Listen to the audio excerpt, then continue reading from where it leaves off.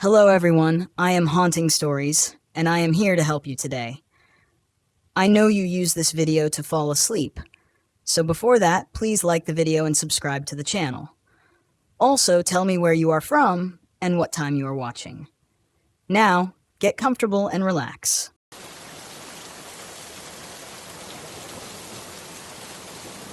I've lived in East Tennessee for most of my life.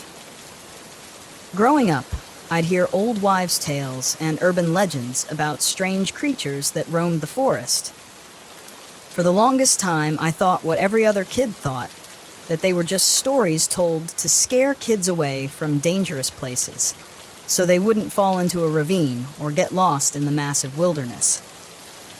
I never thought any of it was more than made-up stories. That's not to say I didn't spend my share of time with covers pulled tightly over my head when the wind blew branches against my window, which happened to face the woods.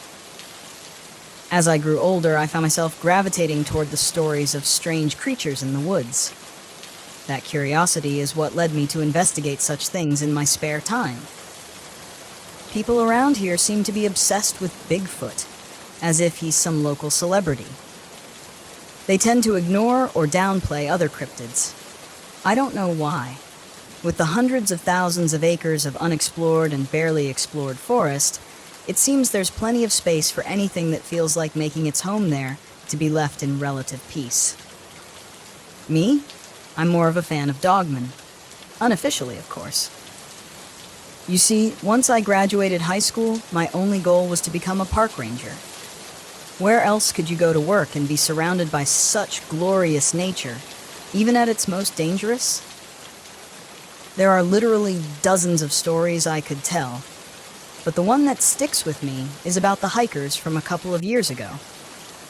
I remember it was early October. I always make the hike up to Clingman's Dome several times during autumn. Gazing out over the canvas of trees sprouting a myriad of colors, looking every bit like nature's fireworks show, reinforced that I had made the right career choice. I was on patrol when a call came in to go to the cabins near Fontana Lake. I got the address and headed south, crossing into North Carolina.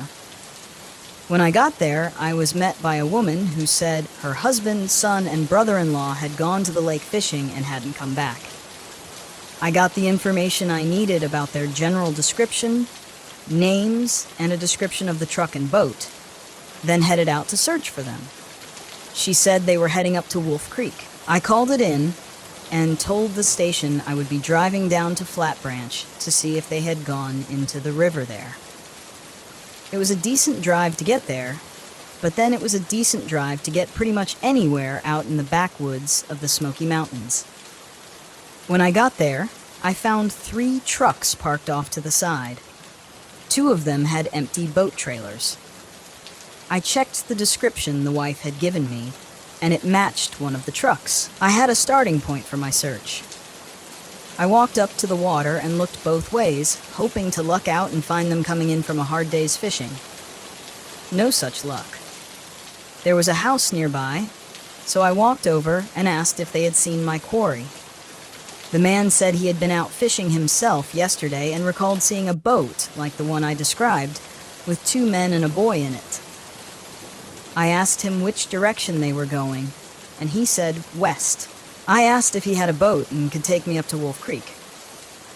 The man's demeanor changed from friendly to deadly quiet. He agreed to take me across the river, but not all the way to Wolf Creek. I accepted what I could get.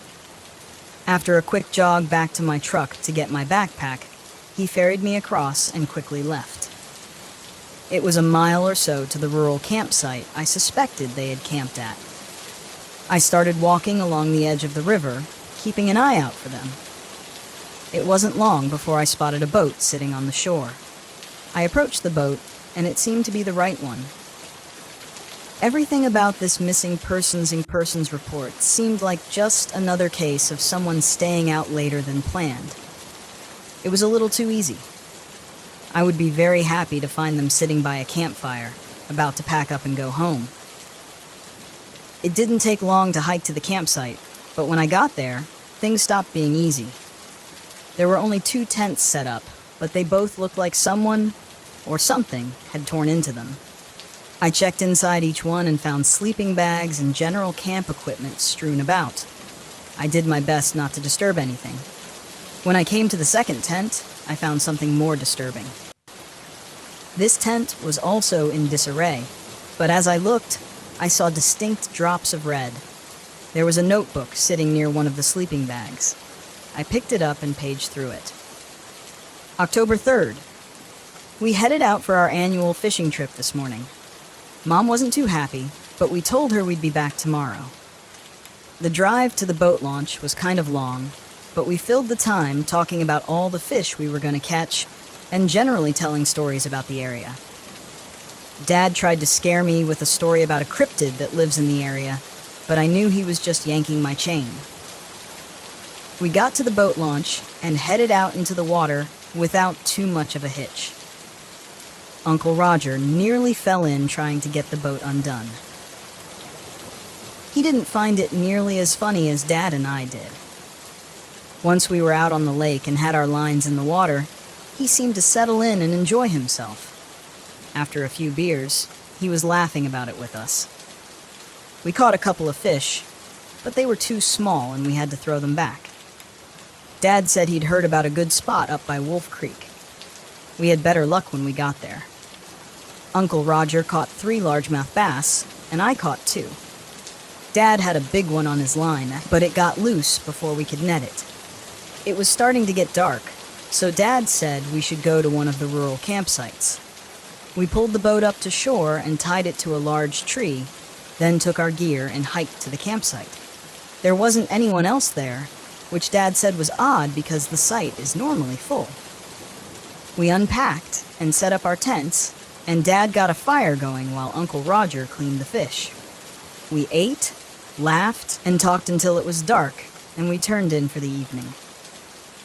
Dad said there was a better fishing spot further west, and he wanted to go there early in the morning before we headed back to the cabin.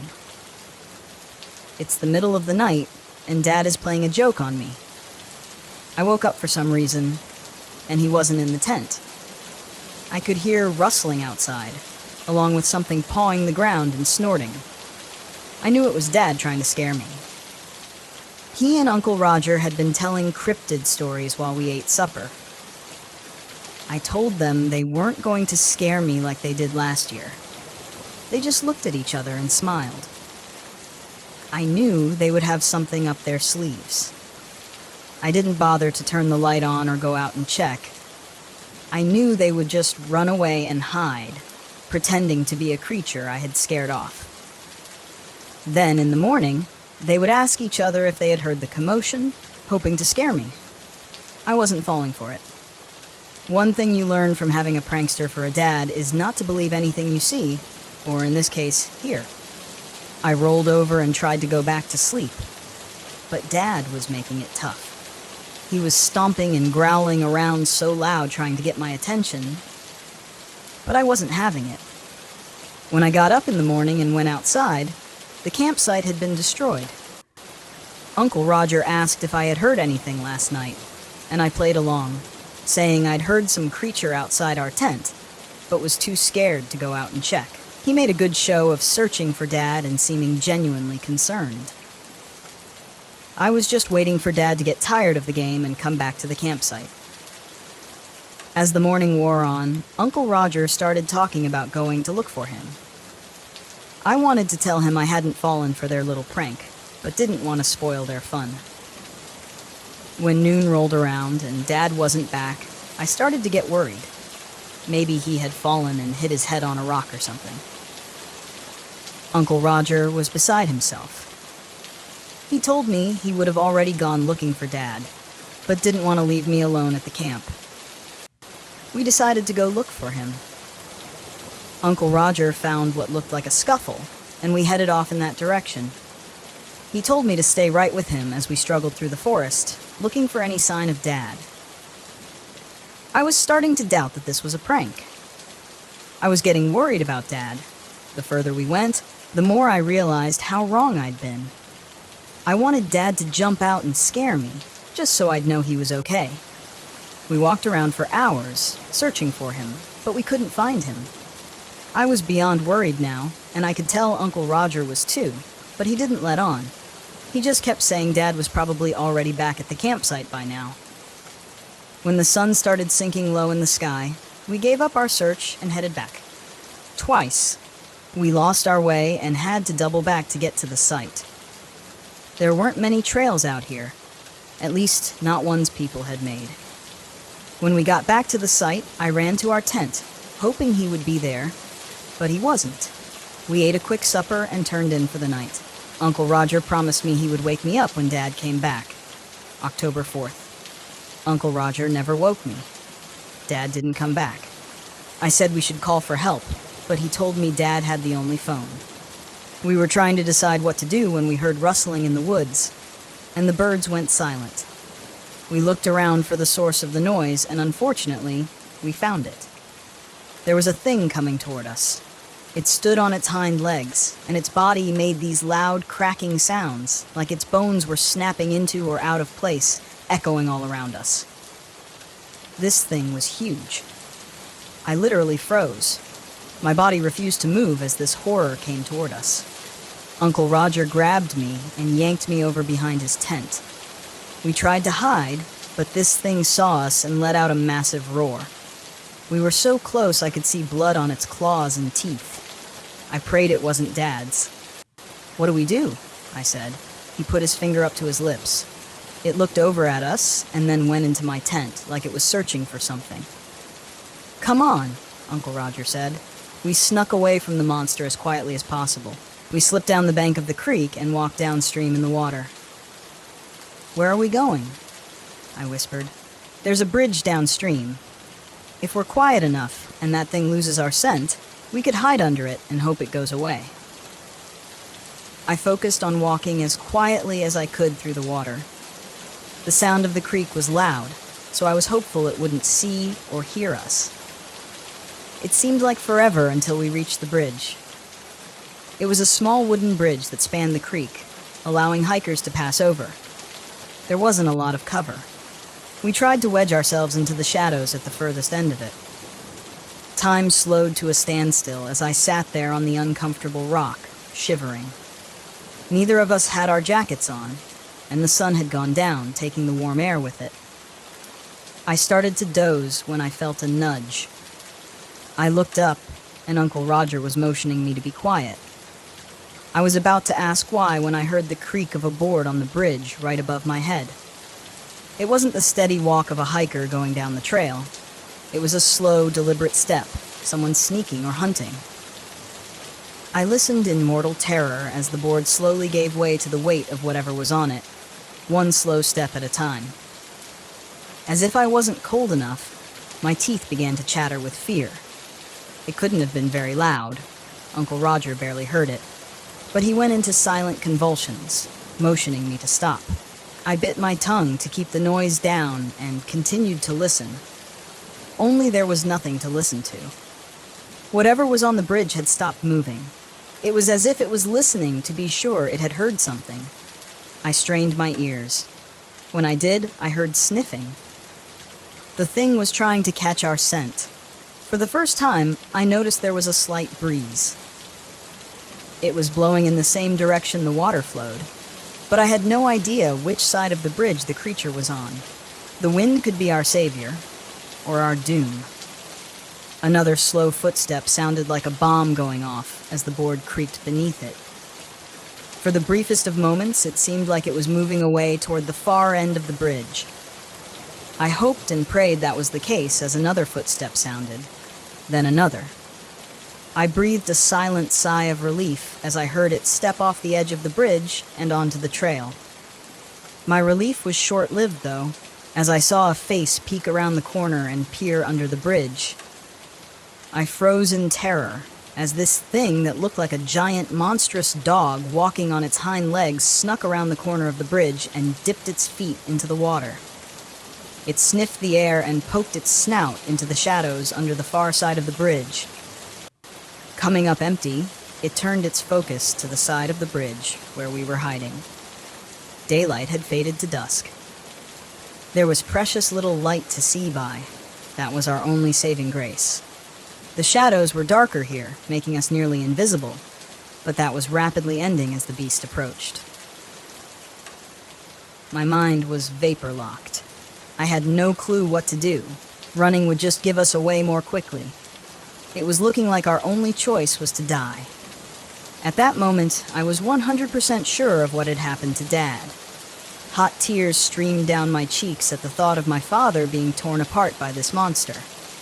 As I prepared to die, I felt Uncle Roger lean over a little closer.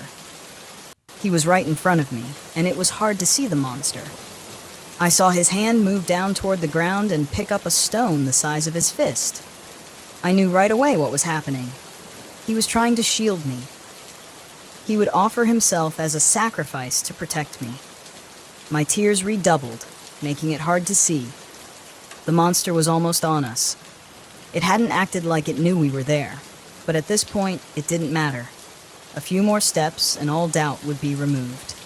I saw it reach out with its terrible claws that nearly touched Uncle Roger's nose. This was it. Suddenly it stopped. It lifted its head and sniffed the air. I saw the hair on its back bristle. Then, in a heartbeat, it disappeared. Uncle Roger slowly stood and looked around. I tried to do the same, but my legs didn't want to cooperate. I dislodged some stones as I stood, making a little noise and causing Uncle Roger to hiss at me. We stood silently, waiting for that thing to come jumping out at us from whatever hiding place it was in. After a few minutes, I began to hope that we were okay. Uncle Roger led the way back to our camp. He said we should change into dry clothes and get a little rest. It felt so good to be warm again. I snuggled up in my sleeping bag and wrote this message so that if we didn't make it, someone would know what happened. I hoped my dad was as lucky as we were. I read through the entire message, then went back and reread the description of the creature. If it was what I thought it was amazing they were still alive. Knowing what I was tracking put me on guard and made me wonder if I was being hunted right now. If it had intentionally left things as they were to ensnare another victim. I didn't have much hope of finding them, but I would look anyway. I started with the tracks in the camp, specifically the ones around the tents. It seemed like the boy and his uncle had gone toward the creek. The creature's tracks went that way too. It followed them to the creek, where its tracks seemed to wander around, as if it had lost its prey.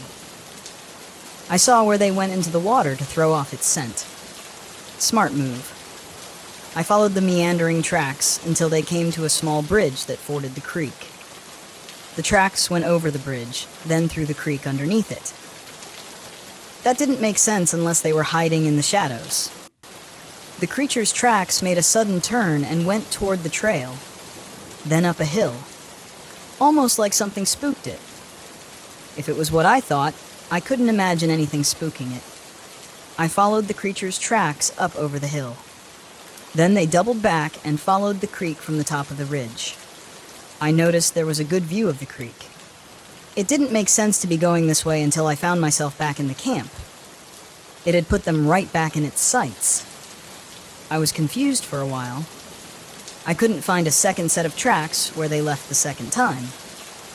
If the creature had slaughtered them at the campsite, there would be a lot more blood.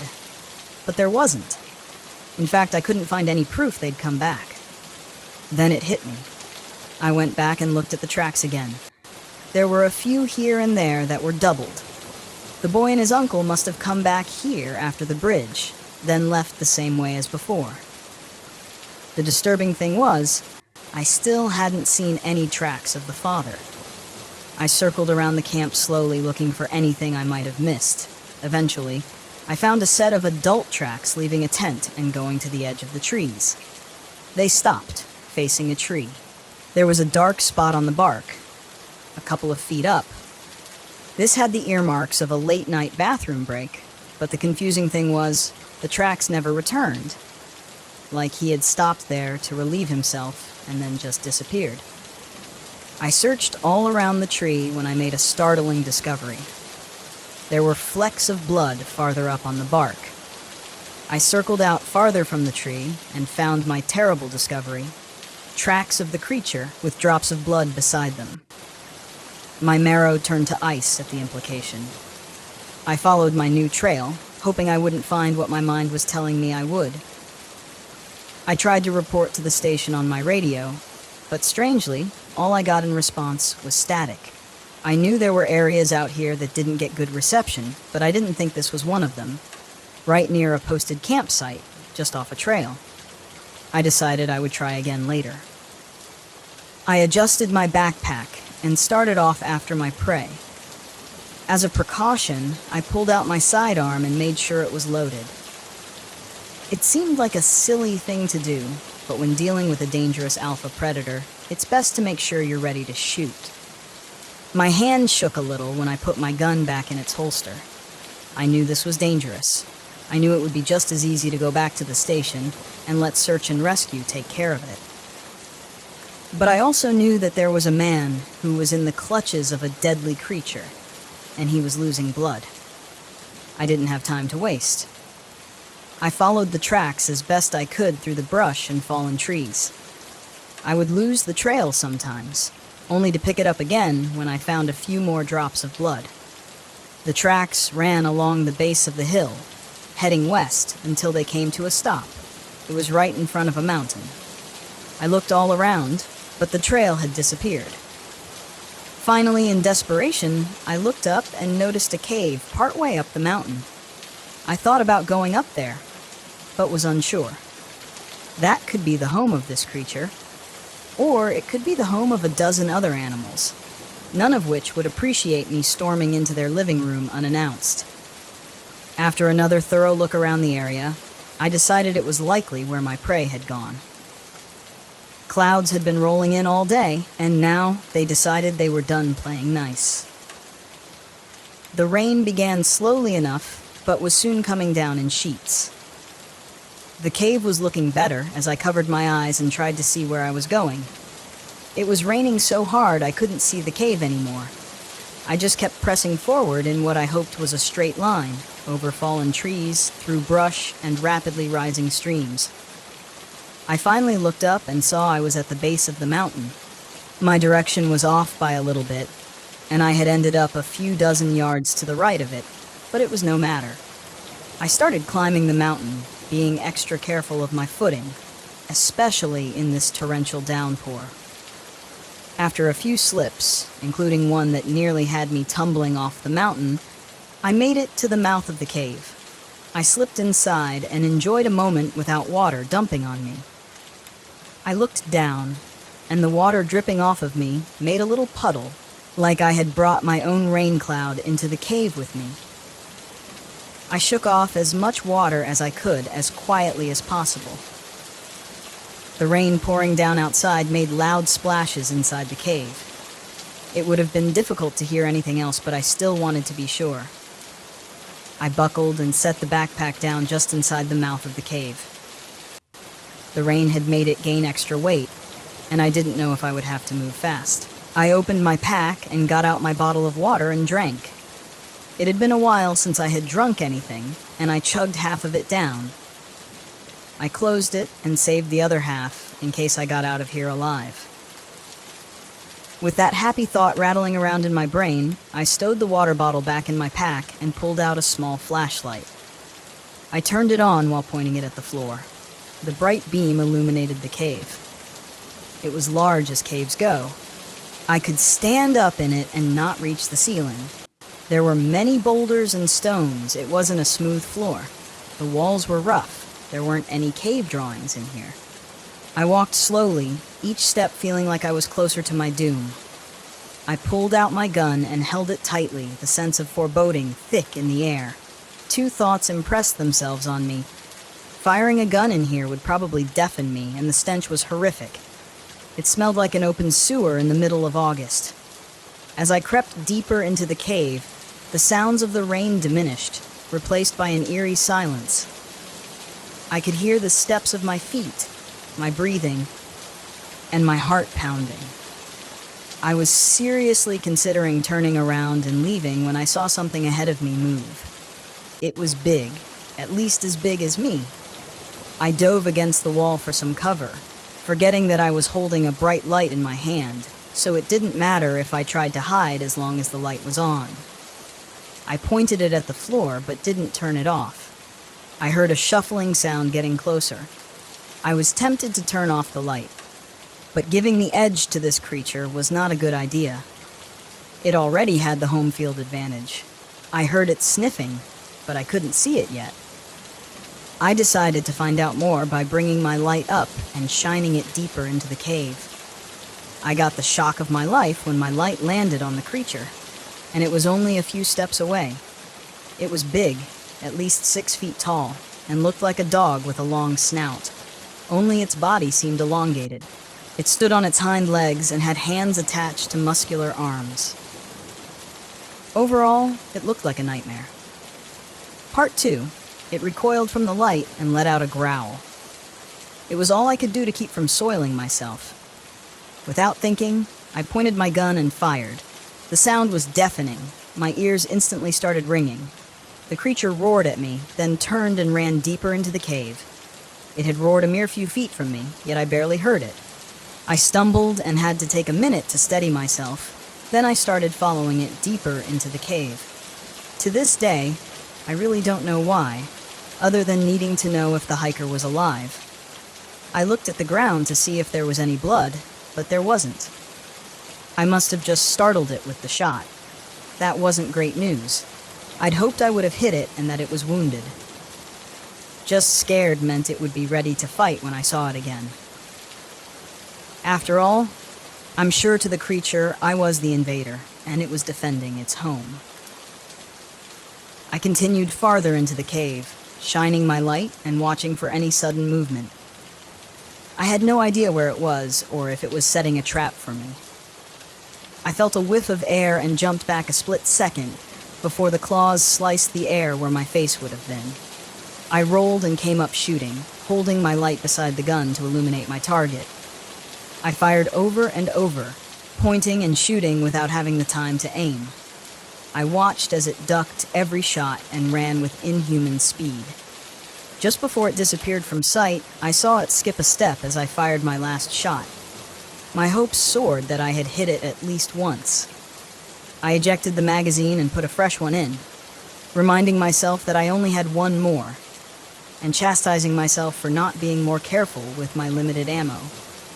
I justified it by telling myself there's no use dying with a full magazine. I followed once again, nearly jumping for joy when I came to the spot where it had disappeared and saw a spot of fresh blood on the ground. I was hoping for more, but as I went, the drops were every few feet.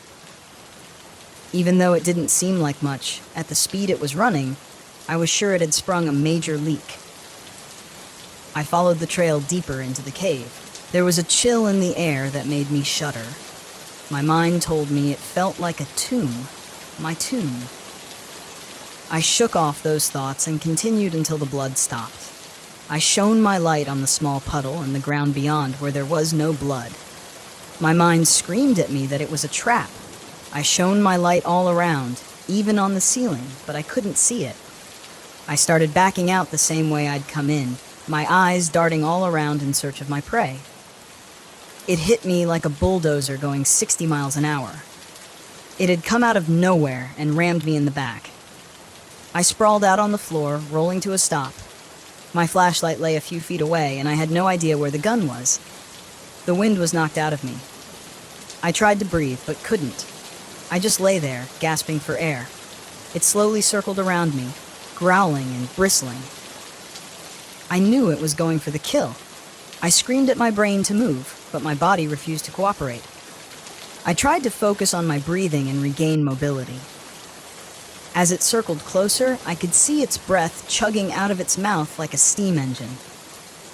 I knew it was time. My arm was the first to recover. I slowly moved it toward the flashlight. It stopped circling just as I got a grip on the light. I saw the creature hunching to lunge at me. I clicked the light to strobe and aimed it at the creature's face. It screamed and clawed at the air as if it could fight off the light. I rose to my knees, keeping the light on it. When it turned away, I shone it around, desperately searching for my gun. I found it a few yards away and tried to run for it, but my body hadn't fully recovered, and I fell flat on my face. My life in the balance, I didn't bother with the pain of my freshly broken nose. I crawled toward the gun with every ounce of energy in me. It seemed like an eternity until I put my hand on the grip and brought it to bear on the creature. It had recovered and was running at me full speed. I shone the strobe at it again, and it veered away from the light. I stood and aimed at it, squeezing the trigger. I saw the satisfying impact of the bullet in its side and squeezed the trigger again, making another hole on the far side of its chest. I squeezed over and over, hitting it each time and watching it reel from the impact, but it stayed on its feet. It growled and charged as my slide locked back, showing an empty chamber. I shone the strobe in its eyes once more, but this time it just ran off to the other side of the room. I used the distraction to eject my magazine and load in the last full one. I released the slide and started firing immediately, hitting it in the hindquarter and leg, but not stopping it. I stopped shooting and forced myself to concentrate. I aimed carefully as it ran toward me, and at the right moment I squeezed the trigger. It went down hard, squealing like a stuck pig. It thrashed and clawed at its face, tumbling over itself. Blood flew everywhere from its many gunshot wounds, but it still continued flailing about and squealing in pain. After a few minutes of this, it finally settled down and was still enough for me to see my handiwork. I had shot it in the eye. There was nothing left there but a bloody hole. I didn't dare approach it. I stood at a respectful distance and watched, my gun ready if it tried to make a move. Its squeals became moans, finally turning into a heavy sigh, and then it was still. It hit me like a bulldozer going 60 miles an hour. It had come out of nowhere and rammed me in the back. I sprawled out on the floor, rolling to a stop. My flashlight lay a few feet away, and I had no idea where the gun was. The wind was knocked out of me. I tried to breathe, but couldn't. I just lay there, gasping for air. It slowly circled around me, growling and bristling. I knew it was going for the kill. I screamed at my brain to move, but my body refused to cooperate. I tried to focus on my breathing and regain mobility. As it circled closer, I could see its breath chugging out of its mouth like a steam engine. I knew it was time. My arm was the first to recover. I slowly moved it toward the flashlight. It stopped circling just as I got a grip on the light. I saw the creature hunching to lunge at me. I clicked the light to strobe and aimed it at the creature's face. It screamed and clawed at the air as if it could fight off the light. I rose to my knees, keeping the light on it. When it turned away, I shone it around, desperately searching for my gun. I found it a few yards away and tried to run for it, but my body hadn't fully recovered, and I fell flat on my face. My life in the balance, I didn't bother with the pain of my freshly broken nose. I crawled toward the gun with every ounce of energy in me. It seemed like an eternity until I put my hand on the grip and brought it to bear on the creature. It had recovered and was running at me full speed. I shone the strobe at it again, and it veered away from the light. I stood and aimed at it, squeezing the trigger. I saw the satisfying impact of the bullet in its side and squeezed the trigger again, making another hole on the far side of its chest. I squeezed over and over, hitting it each time and watching it reel from the impact, but it stayed on its feet. It growled and charged as my slide locked back, showing an empty chamber. I shone the strobe in its eyes once more, but this time it just ran off to the other side of the room. I used the distraction to eject my magazine and load in the last full one. I released the slide and started firing immediately, hitting it in the hindquarter and leg, but not stopping it. I stopped shooting and forced myself to concentrate. I aimed carefully as it ran toward me, and at the right moment, I squeezed the trigger. It went down hard, squealing like a stuck pig. It thrashed and clawed at its face, tumbling over itself. Blood flew everywhere from its many gunshot wounds, but it still continued flailing about and squealing in pain. After a few minutes of this, it finally settled down and was still enough for me to see my handiwork. I had shot it in the eye. There was nothing left there but a bloody hole. I didn't dare approach it. I stood at a respectful distance and watched, my gun ready if it tried to make a move. Its squeals became moans, finally turning into a heavy sigh, and then it was still. I shone the light on it, feeling cautiously optimistic that this thing was no longer a threat. Then I remembered what I was doing here in the first place. I tried to get my bearings and proceeded further into the cave. My main thought was not only finding the hiker alive, but also hoping and praying there wasn't another one of those creatures here. I didn't have another fight like that in me. The path curved downward until it came to a large, open area. I shone the light around, looking for anything. Off in the far corner, there was a flash of red as I panned through. I approached it cautiously and found it was a jacket. Inside the jacket was a piece of meat that used to be a human being. His throat had been ripped out, and his legs were gone. All that was left of them were some bones. The thing must have been working its way up, saving the arms and torso for later. The man's face was a frozen screen. I can't even imagine the horror of being dragged away from your loved ones, only to be murdered and eaten in some cold, dark cave. I wasn't even sure if he was dead when the thing ripped his legs off. I had to stop focusing on such things and decide what to do. If I left the remains here, there was no doubt some other animal would come by and finish off what the creature had started. I needed to try to get him to his family for closure and a proper burial. I bent down, trying to figure out how to carry him. A fireman's carry was out. There were no legs for counterbalance. In the end, I picked him up by his arms and flung them over my shoulder, holding on to them and turning his body into some macabre backpack. I started back out of the cave, hoping I'd be able to carry him all the way back to the campsite, and finally back to my truck. As I trudged back through the cave, I came to the section where our fight had taken place. Shell casings and blood were strewn about the ground.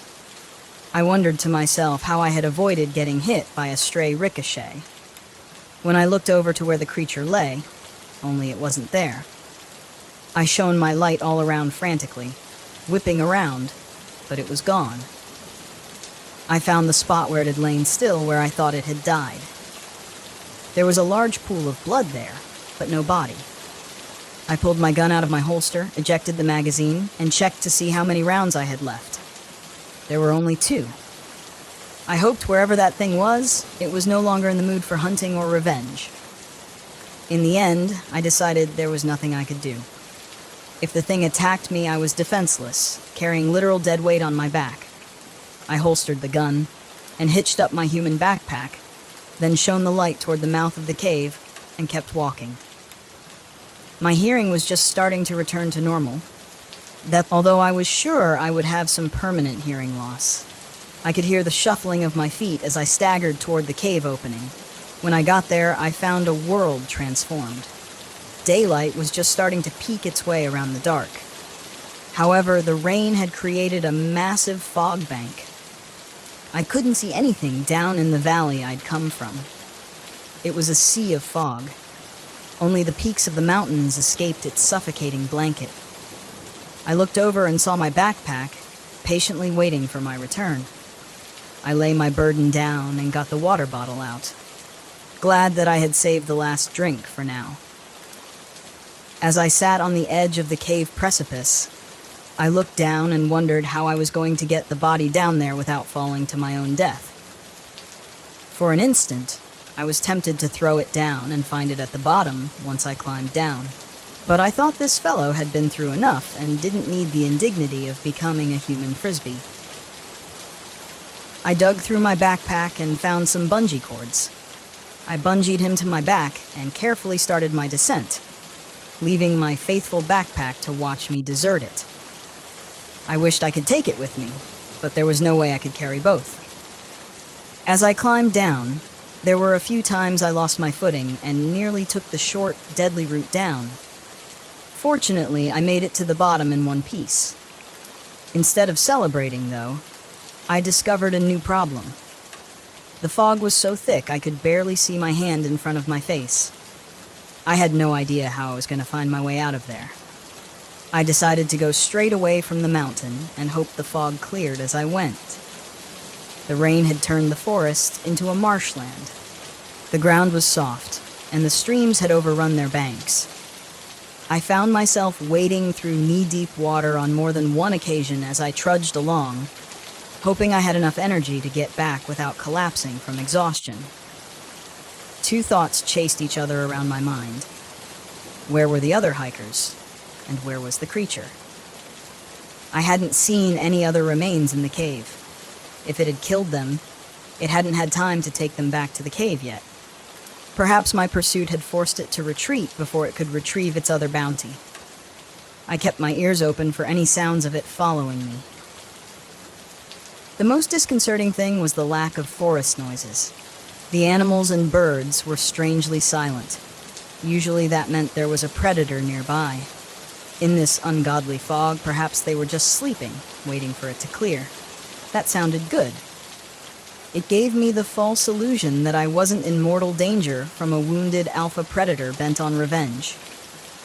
But I couldn't focus on that, or worry would drain my resolve to get us both out of there. I took a break from trudging and tried to get my bearings. I checked my watch. I had been walking for over an hour. It was late morning and the sun should have been high in the sky, but the oppressive fog continued to smother it. I looked around, but there was nothing to see except the dingy gray curtain of hopelessness. I was about to collapse and give up when I heard it, the faint sound of hope. I could hear the creek running. As hope rose, it was suddenly dashed. I heard the sound of a footstep behind me. I whipped around so fast that my macabre backpack nearly made me lose my balance. I couldn't see anything through the fog, but that didn't mean it wasn't there. With a renewed surge of determination, along with a strong desire to elude whatever was pursuing me, I set out toward the sound of the creek. My pace was still slow, but fearing for my life was a great motivator. I had no doubt whatsoever that the footsteps behind me belonged to the creature bent on revenge. After what seemed like an eternity, I gazed at the most awe-inspiring sight I'd seen all day, Wolf Creek in all its 6-foot-wide, overflowing banks of glory. I followed it until I came across Lakeshore Trail, and the journey became much easier. The fog was even beginning to lift, which was both a blessing and a curse. I could finally see far enough behind me to confirm that the creature was indeed following me. I had wondered the entire time why it hadn't overtaken me, but now that I caught sight of it, I understood. It was grotesque. It looked like it came straight from hell. Its one eye socket was leaking gore, and the many bullet wounds covering its body seeped blood. There were places where I could see internal organs trying to escape, and its right leg had a bullet wound that caused it to limp severely. As I watched, I wondered how it had made it this far. But then I looked into its remaining eye and saw the intense rage burning within. I knew I would die a horribly grotesque death if I slowed enough for it to catch up. We continued this slow, grim pursuit until I reached the banks where Wolf Creek opened up into the lake. My energy was nearly gone. At one point, I considered dropping my human backpack in hopes that the creature would feed on it instead of me. But then I would have failed. I came here to find this hiker and bring him back. The thought lit a fire deep within me. I came to the edge of the lake, with the creature a mere few yards behind me. I glanced around, hoping to see a boat I could flag down, but no such luck. With no other choice, I waded into the water. It was cold, but instead of refreshing me, it chilled me and sapped what little strength I had left. The creature entered the water behind me and seemed to be gaining on me. It got deeper, to the point where I was no longer able to walk and had to start swimming. The far side of the lake looked like it was miles away, even though I knew it was much less than that. I swam for all I was worth, knowing at any moment I could be pulled under by the creature. My passenger, strapped to my back, wasn't helping either. The literal definition of dead weight. Every minute, I had to fight off the urge to dump him. When I finally reached the other side, I was exhausted. I lay there on the shore, waiting for the creature to disembowel me, but unable to move to defend myself in any way. With great effort, I turned to look back and see when my doom would come. To my great surprise, I saw it staring at me from the far beach. I guessed it couldn't swim. I chuckled to myself as I lay there, gathering strength for the continued journey back to the truck. Eventually, I got there. As I opened the door for a fleeting moment, I considered putting the hiker in the passenger seat. But then I looked at the wet, gore-soaked torso and reconsidered, gently laying him in the truck bed. The drive back was long, and I continually had to shake myself to stay awake, but eventually I made it to the cabin. I stumbled up to the door and knocked once. "Oh my God," the woman said when she saw me. "Are you all right?" I hung my head. "No, but I will be after about 3 days of sleep. Unfortunately, I have bad news for you. I found your husband, but not your son or brother-in-law."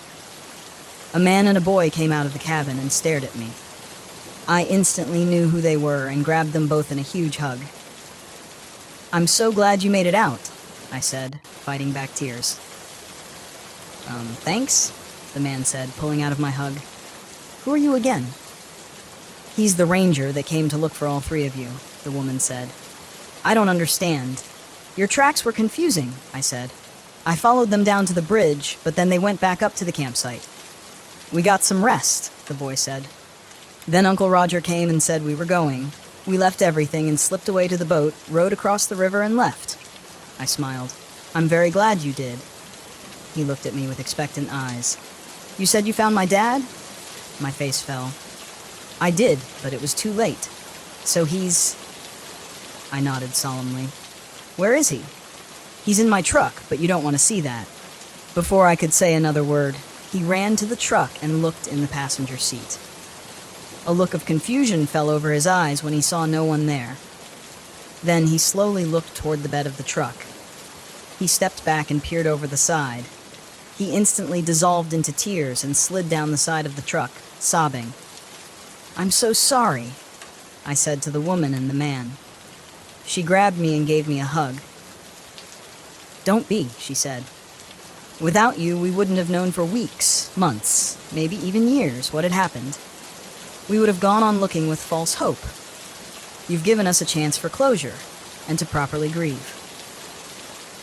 She released me, and I wiped my eyes. I looked at the man and walked down to the truck.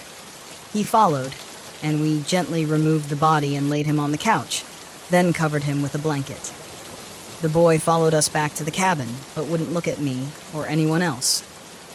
He sat in a chair and stared at the blanket covering his father's body. I knew I had done all I could, so I excused myself and started toward the door. I paused and said to the boy, "I promise I'll make sure that thing never hurts anyone again." He looked up at me, eyes full of tears, and said, "How will that help my dad?" His mother opened her mouth, but I held up a hand to silence her. I knew the boy was just hurting. I left without another word. On the drive back, I called the station and told them everything that had happened, then told them I was going home and calling off for the following day. After getting home, stumbling into a shower and collapsing in bed, there was only one thought on my mind. I would return to Wolf Creek very soon, with more and bigger guns. I would end that monster if it was the last thing I did. But that is another story. Thanks for listening. Haunting Stories.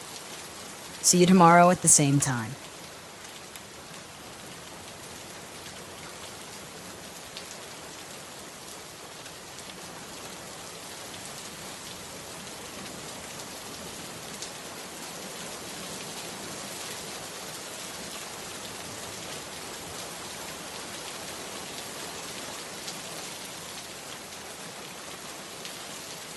I could sense the isolation the instant our tires left the main road and hit that patchy excuse for gravel.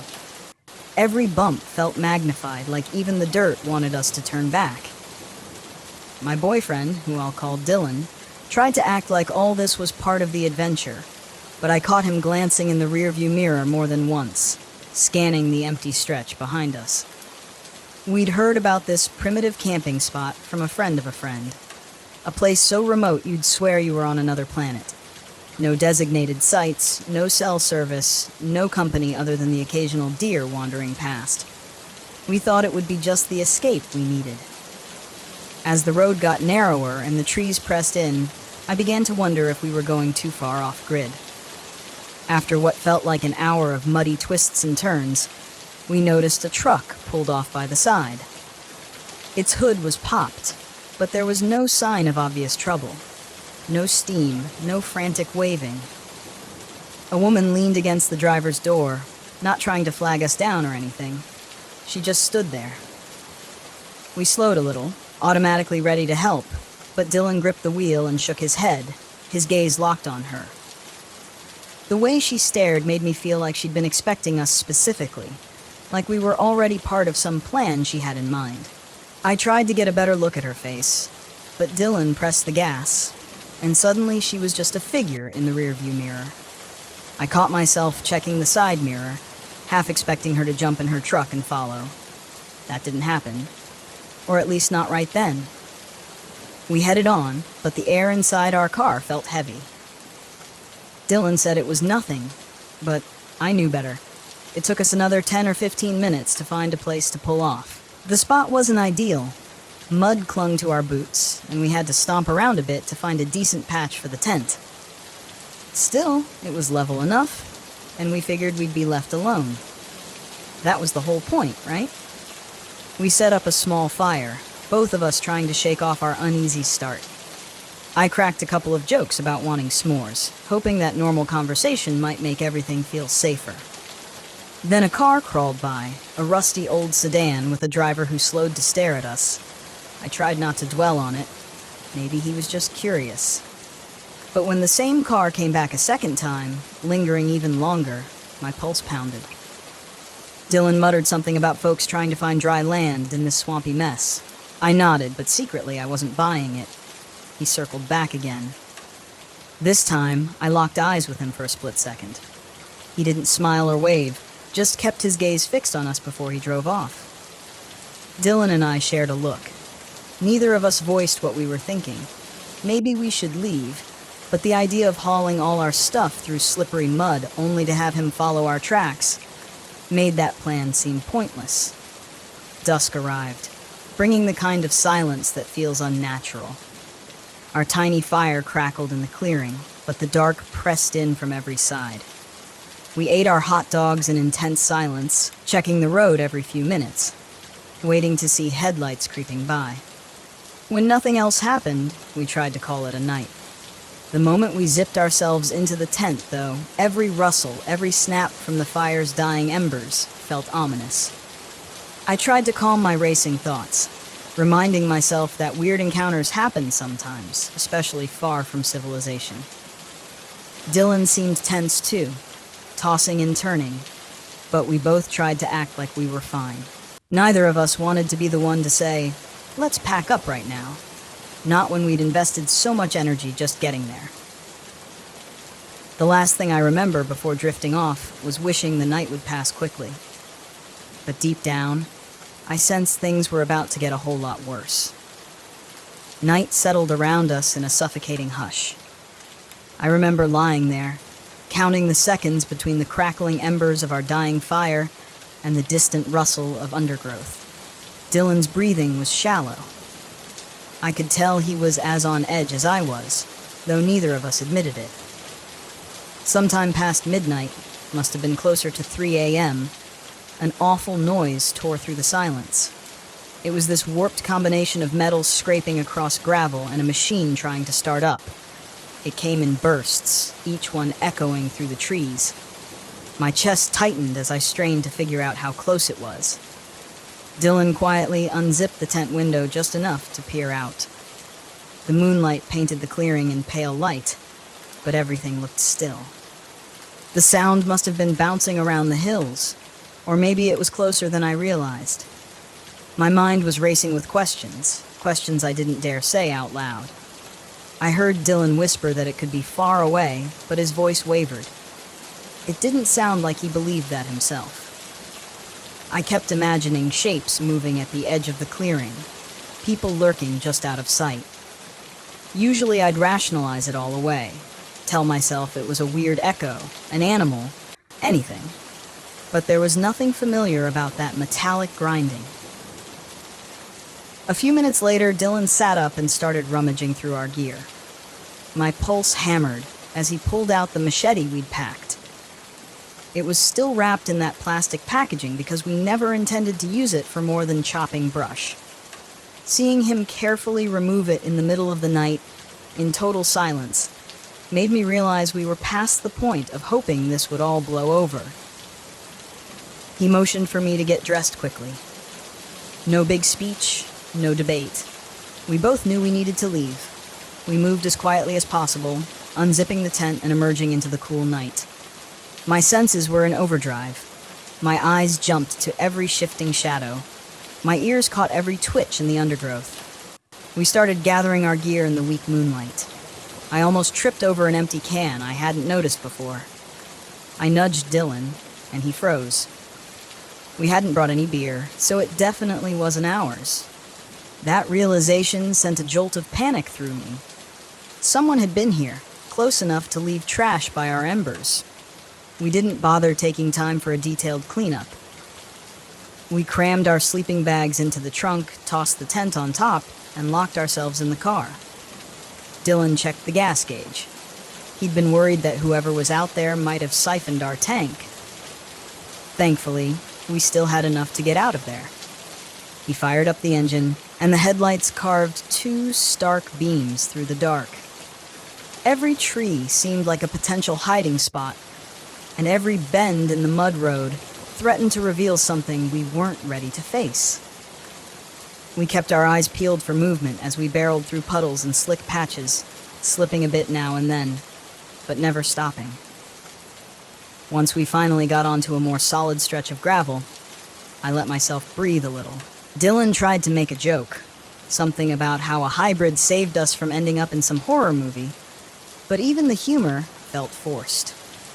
We were both still wired, scanning the roadside as if the woman by the truck or that circling car might appear around the next bend. When we reached a main road, we didn't say much. Relief washed over us, but it was the kind that left a bitter aftertaste. We'd wanted isolation and ended up feeling hunted. Neither of us slept easily that night, and for the rest of the trip, we stuck to crowded campgrounds or cheap motels with bright lights in the parking lot. I couldn't believe how different everything looked when morning finally came, but that lingering sense of unease stayed with me. In a single night, our idea of a remote, peaceful getaway had been ripped apart by something, or someone, we never even got a good look at.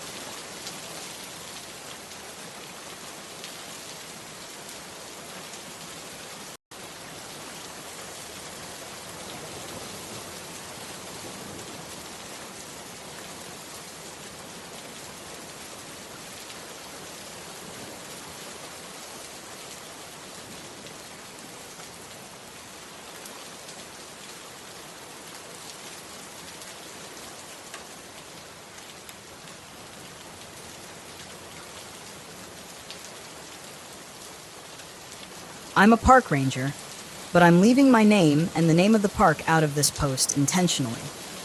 The names of all those involved have been changed as well. I needed to get this story out there, but I cannot rely on conventional avenues, so that's why I'm posting it here.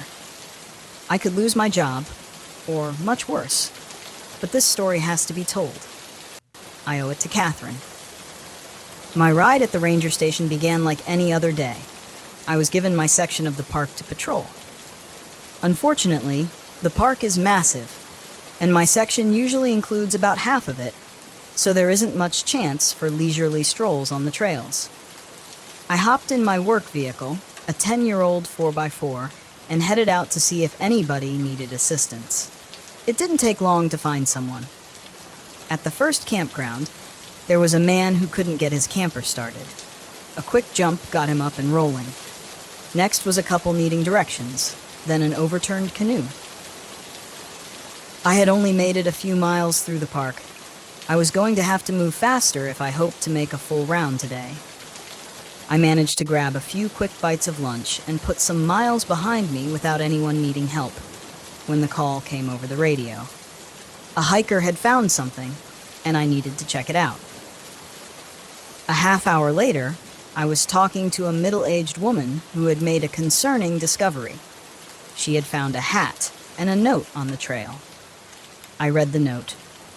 I'm writing this note and leaving it behind because I'm not sure what's happening.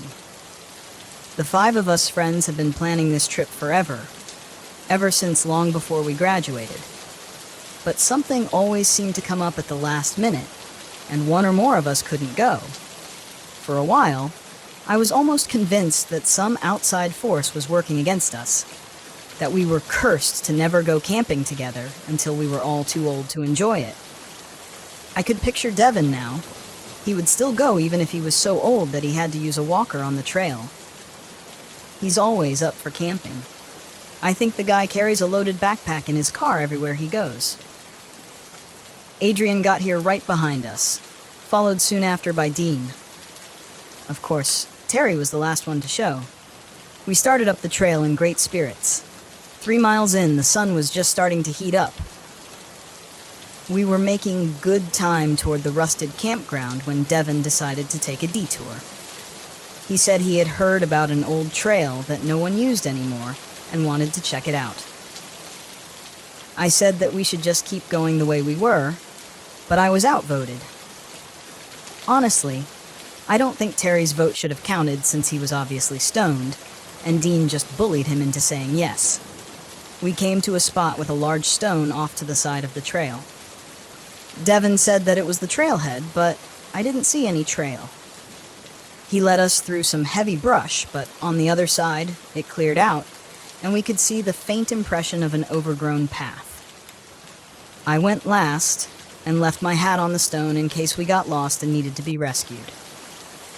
I think that's exactly where we're heading, straight toward Lost. I'll leave this note under my hat and hope that somebody finds it. I asked the woman to show me where she had found it, and she did. 3 miles later, I was staring at the rock that I had hoped I would never see again. I radioed my location to the station and told them that if they didn't hear from me in a couple of hours, they should send a search party to the old abandoned trail. I wished I had brought my supplies, my backpack and my sidearm, but they were 3 miles away, and I didn't know how long these kids had been on this trail. I knew that wasted time could mean the difference between life and death. At least I had my knife, a flashlight, and binoculars. The woman placed the red hat back on the stone, just in case, and headed back while I pushed into the heavy brush. Once through the initial overgrowth, the trail became visible. Old memories flashed through my head, ones that I never wanted to think of again. I took a deep breath and headed down the trail. It was overgrown for the first mile or so, and then it opened up into a field. I could see people had walked through before me by the way the weeds were partially trampled. As I walked through, a deer jumped ahead of me, startling me. Until that moment, I hadn't realized how jumpy I was.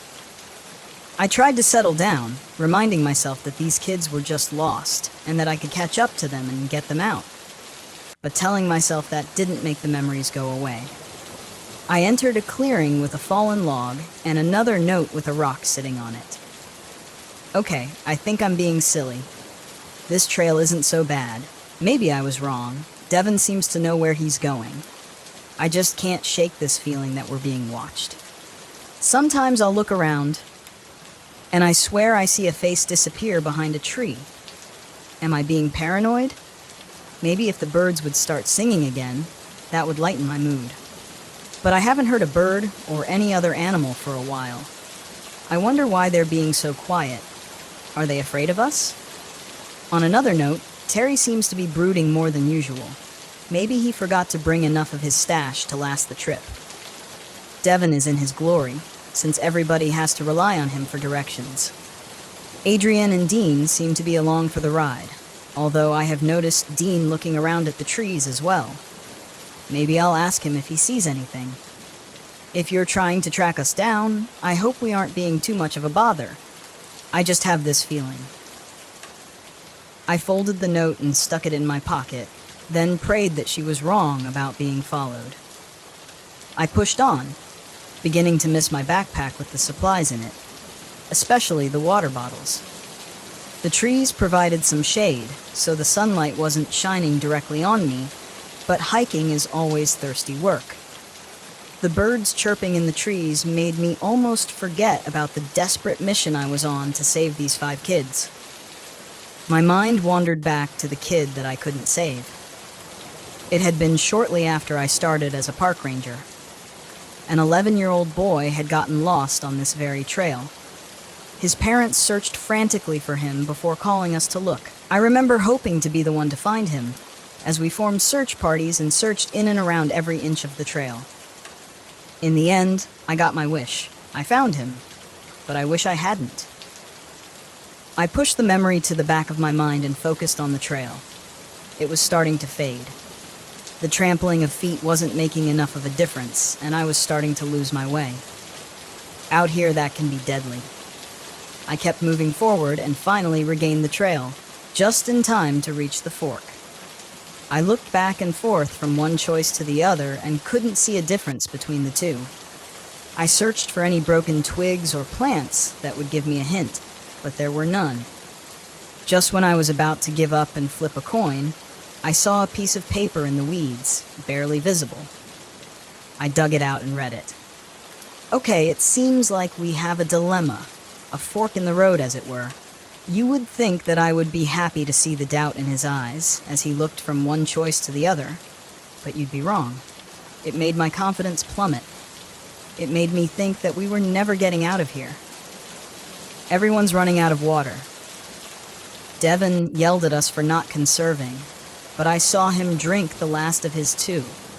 He ranted and raved at us for a while, but we all knew that he was just mad because he didn't know what to do.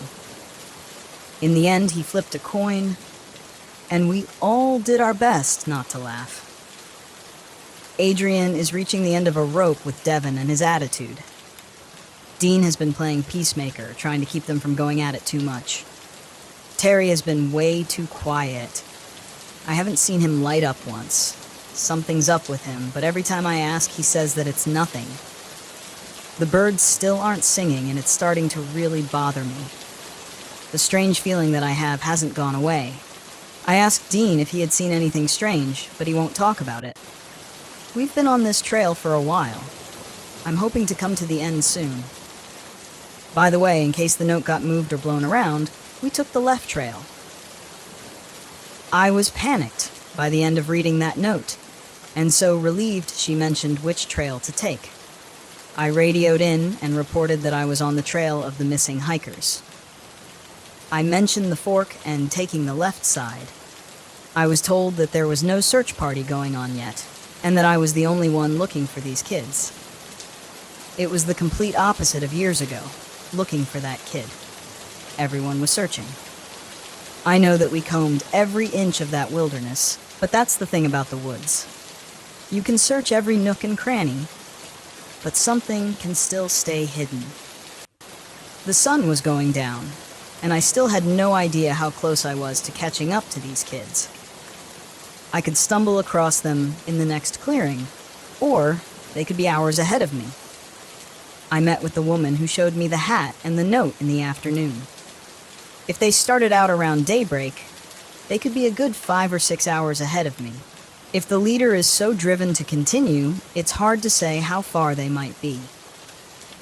I continued following the trail until I came to a fallen tree across the river. I looked both ways along the edge of the water, but saw no trail, so I made my way across the tree. I could picture the debate the kids had when they got here. I chuckled at the thought of Devin having to convince them to go across. I believe I made up a lot of time with that single crossing. I jumped down to the water and drank my fill, then climbed back up, feeling much better. It was tough to pick up the trail on the other side, so I was glad to find a knot stuck into a branch. Oh my gosh. Devin just about came unglued when he got to that tree over the river. He hopped up on it right away and started across, but the rest of us weren't so sure that the trail led that way. We asked him how the trail could be planned with a fallen tree as a part of it. He sputtered and stopped and told us how lost we'd be without him. Dean finally had enough and told him that we were lost because of him. I seriously thought that Devin was going to take a swing at him, until Terry, of all people, came to his side and told Devin to shut up. The rest of us all came together and told Devin that he could keep leading us as long as he stopped acting like a petty tyrant. Well, he didn't take that well. In the end, he told us that we could all go to heck. He sat on the log and refused to move. Eventually, after we took a break and refilled our water bottles in the river, Dean said that we should get going and led us across the tree. Devin followed along, acting like a whipped puppy. Dean and I talked about the disappearing face that we had seen a while back, but neither of us had seen it again. At least the birds were back to singing now. I chuckled, figuring that Devin would be a big baby over the whole thing, but after the chuckle came concern. Despotic leaders are usually dangerous, and I wondered how much offense Devin had taken, and if he would be looking to get some payback in some small or large way. Darkness was coming on fast in the woods, so I had to make a decision. Camp for the night or keep going. If I camped, I could defend against the predators that lurk in the darkness. But if I kept moving, there would be a good chance that I could stumble across the group before daybreak. It wasn't much of a decision. These kids, that I didn't even know, had plunged headfirst into the woods without even my backpack of supplies. Of course I was going to try to catch up with them. If I had done that years back, would that kid still be alive? Such thoughts nagged me most days. I kept them at bay, but here, in the same forest, close to these spots where I found him, I needed to focus. If I'm going to keep after them, I need to get going. I stepped off the trail to go to the bathroom, and I heard a metallic snap. At the same time, I felt an intense pain shoot up my leg. I looked down, and yep, I had stepped into a bear trap. I screamed and fell to the ground, rocking back and forth in agony. After a few minutes, I focused on getting the trap off my leg. I found a branch and pried the trap open, screaming the entire time. I managed to pull the trap off my leg and threw it to the side. I really didn't want to take my boot off, but I did, to see the damage. It took every ounce of effort that I could muster to unlace the boot and pull it off. My leg was purple. I felt along the wound very gently, but there didn't seem to be any break. That didn't mean that I wasn't going to be limping for the next month, though. But it did mean that I would buy this brand of boots for the rest of my life. It took much more effort and some more screaming to put the boot back on, but I knew that I needed to keep moving. I laced up the boot and found a sturdy branch to use as a crutch. I struggled to my feet and took my first few ginger steps. Once I got into a rhythm, it got easier, but I couldn't walk as fast as I had been. Of course, when I was at my weakest is when I heard footsteps in the trees close to me. I knew there was a predator around, just because it could sense that I was vulnerable. I leaned against a tree and held my crutch ready as a weapon. The footsteps came closer. They paused as if they knew that I was ready, and then they slowly continued stalking me. They were deliberate but slow. Each step seemed measured, as if waiting for the right moment to strike. I heard it right next to the tree that I was hiding behind. I whipped around as best as I could and raised my crutch to strike. A deer stared at me for a heartbeat, then turned and ran through the forest. I collapsed against the tree and slid down to the ground, allowing the adrenaline to bleed off. I don't remember falling asleep. I woke to sandpaper scraping the side of my face. I opened my eyes, and there was a bear beside me, licking my cheek. I freaked out, screamed, and rolled away from it. The bear wasn't ready for that reaction, so it startled and ran away. I slowed my rapid breathing and looked around. It was dark. and there were thin shafts of moonlight beaming through the trees, providing a little light. I checked my watch, and it was nearly 4 in the morning. I rose slowly and gingerly on my injured ankle, took the small flashlight out of my pocket, and prayed that it still worked. My prayers were answered when the beam shone brightly through the woods. I panned around slowly, trying to get my bearings. After a moment, I found the trail and started hobbling toward it. The nightly noises were a comfort. At least, if the crickets were chirping and the rest of the forest was singing its nightly tune, then predators weren't around. I stumbled and fell, hitting my injured ankle against a rock. The pain overwhelmed me, and I screamed. After a few minutes of recovery, I got up and continued at a slower pace, paying more attention to the ground. I chastised myself for falling asleep and losing so much time. At least the trail was easy to follow. I continued on through the night, hoping that I wasn't too late. I started thinking about the boy that I had failed to rescue, and what would happen if I failed to rescue these kids. I'm sure the Rangers Department would say that I did my best. I wasn't worried about them. It was me. Would I be able to forgive myself for letting something happen again? My thoughts were interrupted when I stumbled into a clearing. Not just any clearing. There were the remnants of a fire. There were impressions from tent pegs being pulled out of the ground. And all around were these signs of a very recent campsite, including a tent that was still set up. I got so excited that I nearly fell over my crutch, looking around for signs of anything. The tent was a mixed blessing. It was very ominous that it was still here while the others were gone, but I was able to find some supplies to take along for my search. I shoved some protein bars in my pocket while devouring some beef jerky. I also grabbed 2 bottles of water from the pack. I stumbled across the note sitting under a rock beside the smoldering fire. Before I sat, I held my hand out to the fire. It was still warm, but the embers were nearly dead. It had been hours since it was first lit. If I hadn't taken my unintentional nap, I would have caught up with them. There was nothing I could do but sit by the dying fire and read the note, hoping there was good news. We found this clearing and decided to camp. Everyone was tired from walking, and the mood was sober because no one seemed to know where we were. All of us had been hiking in this forest before, but none of us had ever seen or heard of this trail. We set up our tents, started a fire, and then had some supper. We sat around.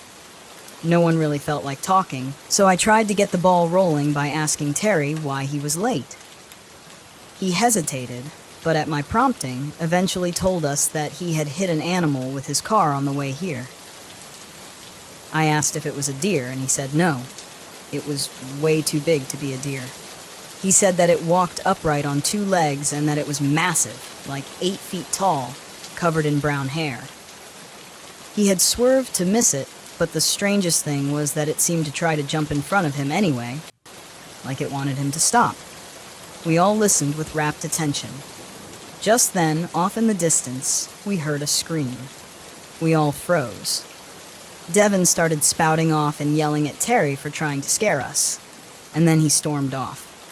Dean tried to stop him, but he pushed him away and disappeared into the woods. The rest of us talked, trying to decide if we should go look for him, but in the end, we figured that we should just let him go and cool off. A short while later, we heard a rustling off in the distance and a muffled cry. We huddled a little closer together and went on high alert. Our eyes darted back and forth as we searched the impenetrable wall of trees surrounding us, looking for any sign of a predator. Right then, the strangest thing happened. All the nightly noises stopped. The crickets, the squirrels, the owls, every sound that you usually hear in the forest at night simply ceased. It was unnerving. For a moment, I wondered if I had gone deaf. Our eyes darted all around us in the darkness. We huddled closer to the fire. Dean pulled out his hunting knife. None of us said a word. It was like if we spoke, something bad would happen. Somehow, whatever caused the noises to stop would find us if we spoke. Someone did speak, though. just not who we expected. "Why are you here?" came a raspy, deep voice that seemed to echo from everywhere. We looked all around, and finally a man stepped into the light. He was large, well over 6 feet tall, with broad shoulders and older, maybe in his 50s or 60s. He was also wearing a park ranger's uniform. It looked old and shabby, like he had been wearing it for a long time. There were no name tags or park patches either. At that point, we didn't care. We had been rescued. We clamored around him, saying how glad we were that he had found us. We told him about going on the trail and how we weren't sure where we even were. The man listened, and then slowly said, "You shouldn't be here." We all looked at each other, and I'm sure the others thought the same as me. No crap, we shouldn't be here. We just told you that.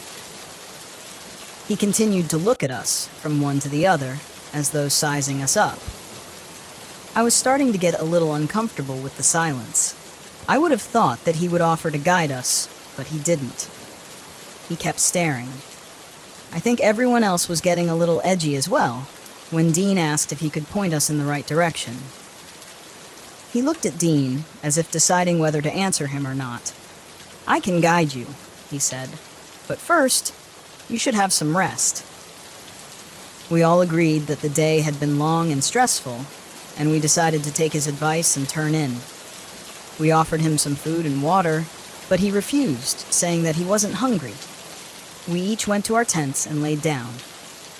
Before I settled in, I finished this note. I poked my head back out of my tent to check on our guide. He was sitting by the fire, staring into the orange coals. I thought I heard him mumbling or maybe humming something softly. I quietly zipped up my tent and went to sleep. Sometime later, somebody banged on my tent. I woke and unzipped it to find the ranger with a strange look in his eyes. "We need to go." "Why?" I said, rubbing the sleep out of my eyes. "It's not safe here," he said, with an edge of panic in his voice. I popped back into my tent to change, then came out and met with everyone. They were all in states of semi-consciousness as well. Everyone but the ranger seemed to be confused. "Pack it up. We need to leave," he said, a little more forcefully. I was about to protest when I heard a piercing scream in the distance. His head shot up, and he stared in the direction of the sound. "Move it," he said. "Pack up." We didn't need to be told again. The scream brought us all fully awake. We tore down our tents in record time and packed everything into our backpacks. As I was finishing up, I noticed that Devon's tent was still up. "Where's Devon?" I said. "Who's Devon?" the ranger said.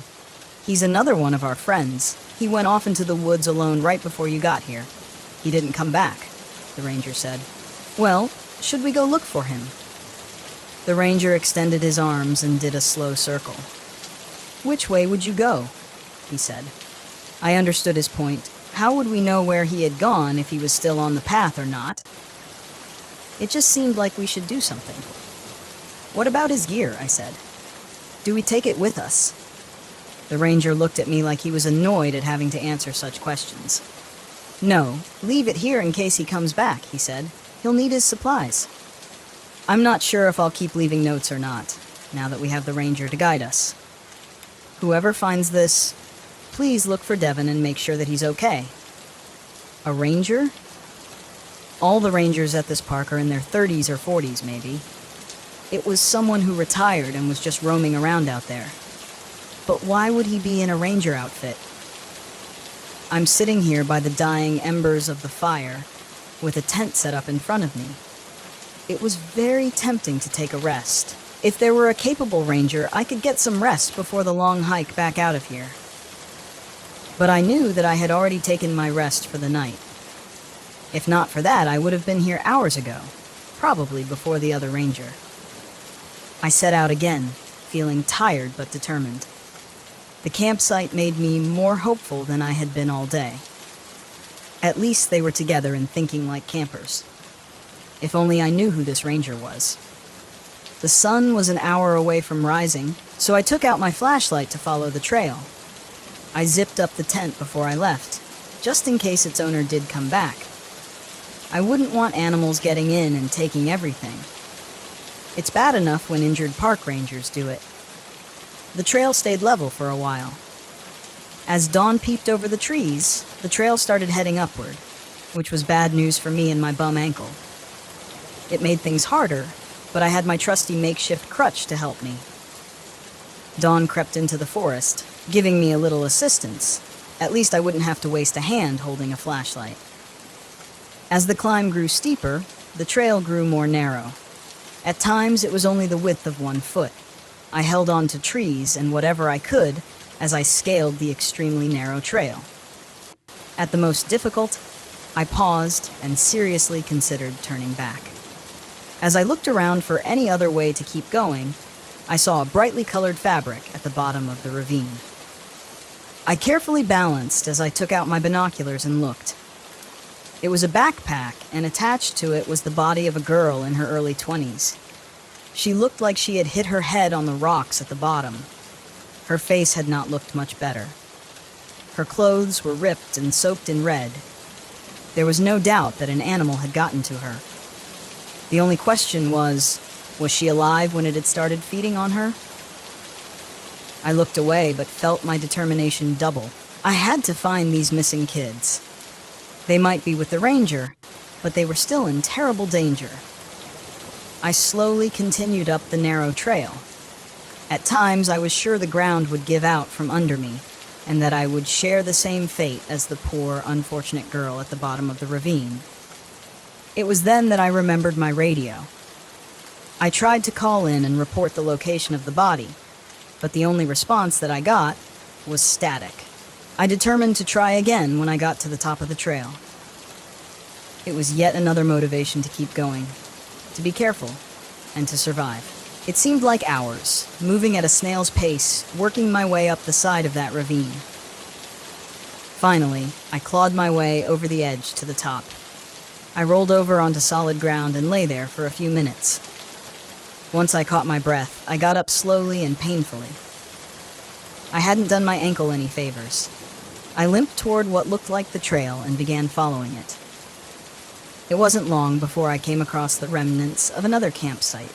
The fire was a little warmer than the last one. I stoked it up, threw some more wood on, and got it going. I knew that I needed some rest. I searched around and found a note, then sat down on a log by the fire to read it. I can't believe Adrienne's gone. We had started up the steep ravine, and the trail kept getting narrower. I asked the ranger if there was any other way around, but he just glared at me and said no. We all struggled with our heavy packs on our backs. At one point, I was on all fours, just trying to keep from sliding into the ravine. And that's when it happened. Adrienne was having trouble keeping her feet on the trail. She kept slipping. I reached out and helped her balance a few times, being right in front of me. I kept an eye on her whenever I could. That wasn't nearly as much as I wanted because I was watching my own feet. She slipped once, and I tried to grab her, but she tipped over, and the weight of her backpack dragged her over the side. I watched in horror as she tumbled down into the ravine, bouncing off trees as she went. I saw her skull make a solid impact several times as she tumbled to the bottom and slid to a stop. I couldn't see if she was still breathing or not. As I called her name, she didn't move. I called for the ranger in front of us and pointed to her AR moving body. He stared at her for a long time. I don't know if he was trying to see if she was alive or not, but he told us to keep going up the trail to the top and that he would go and check on her. I watched as he carefully made his way back down the nearly sheer slope. We kept moving forward as instructed. He was only halfway down when we made it to the top. I was a wreck. I was so happy that we had made it, but sad for Adrienne. I didn't hold out much hope that the ranger was going to come trotting into camp with her on his back, saying that she had only had a few bumps and scratches. We started a fire and then sat around it in a stupor. Finally, Terry came over and talked to me. "Look, I understand she was your friend, but she was ours too," he said. "We need to work together to get out of here." "For them," I said with the remnants of a smile. "That's so stupid, but it makes sense." Now, it was then that the ranger reappeared. He sat by the fire and didn't say a word. There was something in his eyes. It wasn't sadness, but I don't know exactly what it was. We knew that she wasn't coming back. We rested for a little while and then started out on the trail again. If you're following us, I hope you're being careful. Stay safe. Wow, this girl, do something else. With all she's gone through, she still wants me to be safe. I hope that I find her. I think she would make a good ranger. My guilty conscience jumped up on my back and yelled at me. How can you sit around and rest when that poor girl just lost her friend and needs your help? I knew that it was right. I just didn't know why that other ranger was being so careless. I struggled to get up, kicked out the fire, and started after them. The daylight was dimming, but it was only 8 in the morning. I looked up and saw why. Storm clouds were overtaking the sky. Yet another reason I wish I had brought my backpack. The raindrops hit like a cold slap in the face. Even though it was still September, out here in the mountains, the weather can change in a heartbeat. We weren't at the top of the mountain, but in the middle, which was enough for the weather change to make me shiver. Now that we were out of the ravine, I tried my radio again, but it was just static. I knew that there were some places where the radio inexplicably wouldn't work. I just hoped to get away from the interference before it was too late. The trail was clear in front of me, but that was little comfort when walking in open fields with no rain cover. All those trees that I'd traipsed through, and now in the rain, I had wide open spaces. I would say that someone doesn't like me. The rain didn't pass like a shower. It poured so hard that it became difficult to see in front of me. For a long time, I trudged through the rain. At times, it felt like I was walking in place. The mud was starting to cake on my boots, and then my salvation appeared in front of me. On the trail was a tent. I called out before I unzipped the tent and let myself in. I flopped down onto the wonderful dry floor, and then quickly turned and zipped the entrance back up.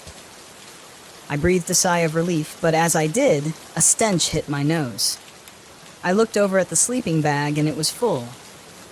"Hey, I'm sorry to barge in like this, but I needed to get out of the rain," I said. No response. I nudged the person in the bag.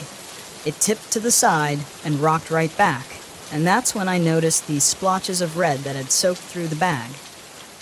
I didn't want to see, but I pulled the top of the sleeping bag away from the person's face. The bad part was how they no longer had a face. It had been ripped away, and the neck had been gouged out. There were large wounds on the body as well.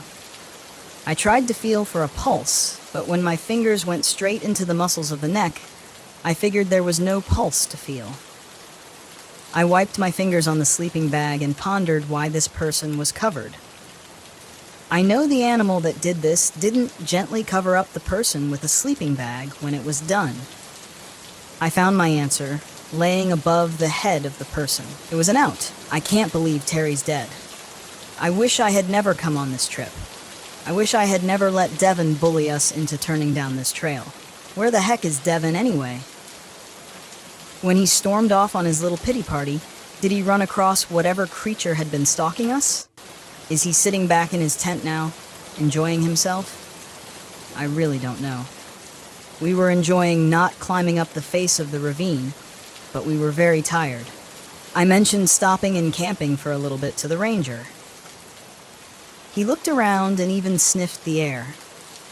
It seemed like a weird thing to do, but after that, he agreed to let us set up camp. He even told us to do it as quickly as we could. We gathered wood for a fire, but he told us not to bother because the rain was coming. I guess that explains the sniffing the air thing. Our tents had been up maybe 15 minutes when it started raining. It quickly turned into a downpour. We all offered the ranger to sit in our tents with us, and he looked over us one by one. It was kind of creepy. Finally, he said that he would sit with Terry in his tent, and Dean and I looked at each other with a relieved expression. The ranger is helping us, but he isn't someone I would like to ever see again. He acts too weird at times. I wonder if he's really even helping us. I just closed my eyes, listening to the rain on the tent and letting it carry me off to dreamland. When the ranger had ripped open my tent, he said that we needed to pack up and leave right now, that something was hunting us. We dove out into the rain and miserably packed our tents. He reassured us that there was a nice cave nearby and that we could get shelter there. As I was packing up, I didn't see Terry, so I went over to his tent. When there was no answer, I went in and found what was left of his body. Something had torn him to shreds. I covered my mouth to keep from vomiting and ran out to tell the others. Dean and the ranger looked in and saw that there was no helping him. The ranger said that he had left the tent to go to the bathroom, and when he came back, he saw a predator hanging around the tents. That's when he came to wake us up. It must have already gotten to Terry. I pulled a sleeping bag over his head and wished that we had time to give him a proper burial, but the ranger said the animal might be back for the rest of us, so we quickly packed and left. I barely had time to finish the note. Please help us. A cave? What kind of ranger is he? Doesn't he realize that would be the most likely place a large predator would call home? I thought for a moment about what cave he could be talking about. I hadn't been on this trail for 5 years, ever since I found the kid here. And then it hit me. We were very close to the place where we had found him. Why would he take them there? Unless... I jumped up so quickly that I nearly fell on top of the body when I forgot and put too much weight on my injured ankle. I hobbled out of the tent and went as quickly as I could toward the place that I swore I would never see again. I approached the cave, and my heart sank. 2 backpacks sat just inside the entrance. I pulled out my knife and flashlight, then cautiously peered inside. I felt a change in the breeze and turned to find the ranger staring at me. I looked him up and down. You, I said. The last time I saw you was when we found the boy. He said nothing. It was never a random animal attack, I said. It was you. He took a step toward me. Of course it was, he said. How wonderful was it to watch you years ago as you floundered around looking for some predator that stood beside you? You? I pulled out my knife and held it ready. He paused and then smiled. Do you really think that knife can hurt me? I looked at it. Pretty sure, I said. It's made of iron. His smile vanished. So you do know what I am. I pulled out a bottle of brown water. I made sure to grab some runoff from the rainstorm. I said it might not do as good as rust water, but let's find out. I opened the bottle and threw some water at him. He dodged it as though it was acid. At the same time, I swung with the knife. He dodged with ease. Why don't you turn into what you truly are? I said, taunting him. Well, because we both know when I transform, I'm vulnerable for a moment, he said. And I'm sure you would like to take advantage of that vulnerable moment. He swung and connected with my stomach, knocking the wind out of me. I recovered and swung the knife in a vicious downswing at him, which he easily dodged. I kept moving forward, stabbing and slashing at him, but I couldn't get close enough to connect. He was too fast. You can't defeat me, he said. Look at you, like an injured deer just waiting to be devoured. Be quiet, ye now, Lucy, I yelled at the mention of his name. He froze. I knew that I didn't have much time. I took advantage of the moment, lunging at him with my knife. If I had been uninjured, I would have closed the distance between us with 2 quick steps and buried the knife in his heart. But unfortunately, in the heat of the moment, I forgot about my injured ankle. I stepped forward on my good leg and then faltered when I tried to put weight on the injured one. Instead of burying the knife in his heart, it went through his left thigh. He screamed in pain and ran out of the cave. I took out my flashlight and started toward the back of the cave. There, I found a body next to a pile of bones. There was a note in her hand, and I sat down, took it, and read. I can't believe how stupid I was not to see this sooner. All the time guiding us was just a play. He never wanted to help us. He never cared about any of us or our safety. I need to read this quickly before he comes back. The ranger led us here and told us to wait, that we would be safe in the cave. He left us alone.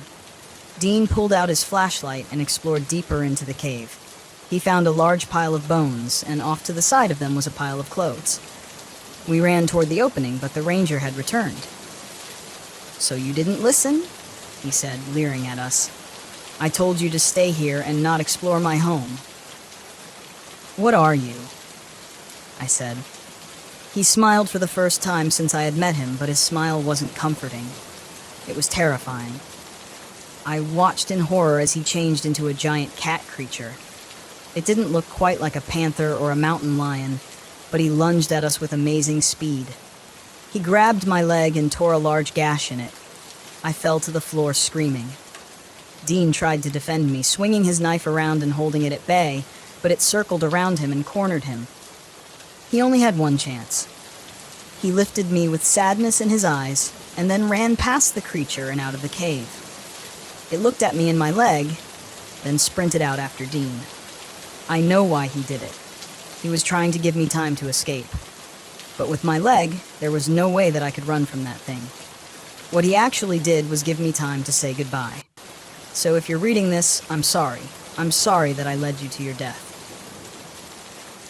If you do somehow survive and make it out of here, please tell their families what really happened. Goodbye. I fought back tears as I read the final words of this brave girl. I limped to the front of the cave and looked out as the rain had stopped. It was like seeing a new world being born. I tried my radio and got an immediate answer.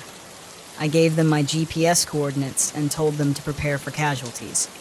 I'm still a park ranger, even months later. I made sure that the trail was sealed off too. I carry an iron knife and rust water with me at all times. I carry the rust water and a squirt gun just in case. The bones were removed from the cave and subjected to DNA testing.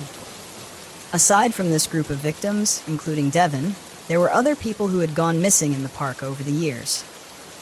The official version of the event was that a rogue animal had been hunting people.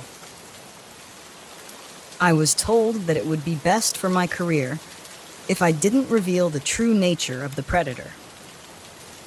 I still search for the creature and post signs everywhere to be on the lookout for an older ranger wearing a uniform with no patches on it. There's a number to call if anyone spots him. It's my personal cell number. From time to time, I hear reports of a large cat that's limping on a tin leg. I try to make my way to that spot as quickly as possible, but I have yet to catch him.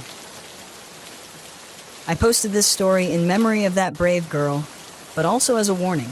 Never go on an unposted trail, and beware of those you meet in the woods, even if they wear a uniform. That's it for today's tale from Haunting Stories. If you have a story worth sharing, drop it in the comments or send it our way. Don't forget to subscribe and share with your fellow thrill seekers. As always, The Haunting Stories thanks you for unlocking today's tale. Until next time, the haunting awaits your return.